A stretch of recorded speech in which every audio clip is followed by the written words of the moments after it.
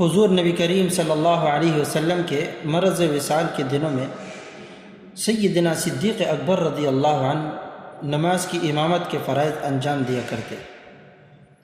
وہ پیر کا دن تھا، صحابہ کرام رضوان اللہ عنہم اجمعین صف در صف ان کے پیچھے ادا نماز کر رہے تھے، اور صحیح بخاری کی روایت ہے کہ فکشف النبی صلی اللہ علیہ وسلم ستر الحجرۃ ينظر الینا وهو قائم كأن وجهه ورقة مصحف ثم تبسم يضحك فهممنا ان نفتنن من الفرح برؤية النبی صلی اللہ علیہ وسلم۔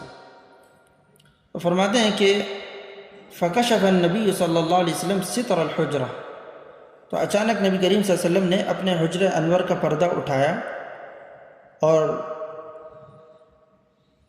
کھڑے ہو کر ہمیں دیکھا۔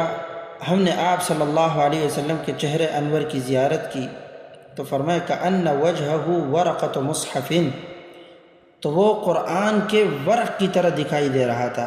اللہ اکبر، نبی صلی اللہ علیہ وسلم کا چہرہ انور۔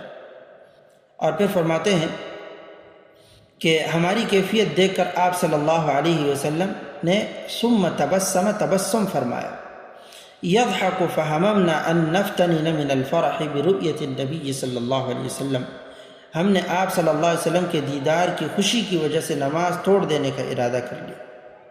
جیسے کہ شمائل ترمذی میں ہے نا کہ حضرت انس بن مالک رضی اللہ عنہ سے روایت ہے، فرماتے ہیں کہ آخر نظرتها الى رسول اللہ صلی اللہ علیہ وسلم وكشف الستارة يوم الاثنين فنظرت الى وجهه كأنه ورقة مصحف۔ حضرت انس رضی اللہ عنہ بیان فرماتے ہیں مجھے آپ صلی اللہ علیہ وسلم کے چہرہ انور کی آخری زیارت اور دیدار اس وقت نصیب ہوا جب پیر کے دن آپ صلی اللہ علیہ وسلم نے پردہ ہٹا کر صحابہ کرام کو نماز پڑھتے ہوئے دیکھا۔